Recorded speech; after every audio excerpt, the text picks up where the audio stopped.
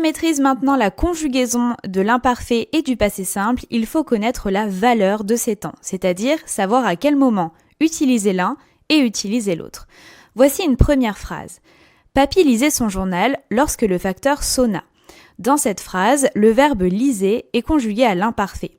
Il exprime une action secondaire. Ce qui est important dans cette phrase, c'est le fait que le facteur sonne et pas que papy lisait son journal. Il s'agit par conséquent d'une action d'arrière-plan.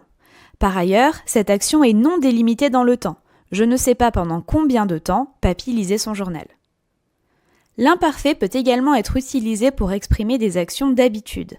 Dans la phrase « Toutes les semaines, il allait au parc », le verbe « aller » conjugué à l'imparfait exprime une action habituelle puisque le personnage va au parc toutes les semaines. Il est également le temps de la description, comme par exemple dans la phrase « Il portait une veste noire et avait de nouvelles lunettes ». Ici, l'imparfait me permet de décrire mon personnage. Par ailleurs, l'imparfait peut être aussi dit de narration. Lorsque tous les verbes sont conjugués à l'imparfait, cela permet alors de plonger le lecteur au cœur de l'action. Passons maintenant aux valeurs du passé simple qui s'opposent à celles de l'imparfait. Si je reprends la phrase de tout à l'heure, papy lisait son journal lorsque le facteur sonna, je repère également un verbe conjugué au passé simple, sonna.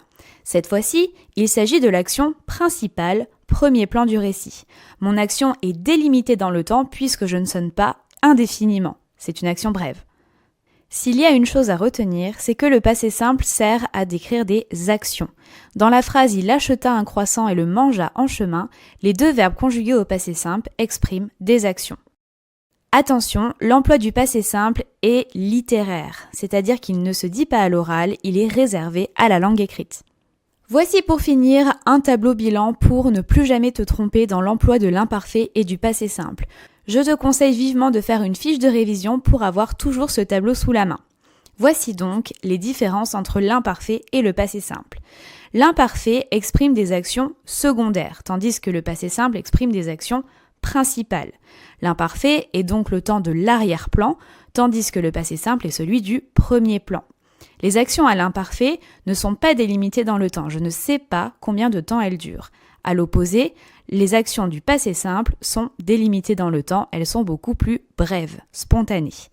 Pour finir, l'imparfait est le temps de la description par excellence, tandis que le passé simple est celui des actions.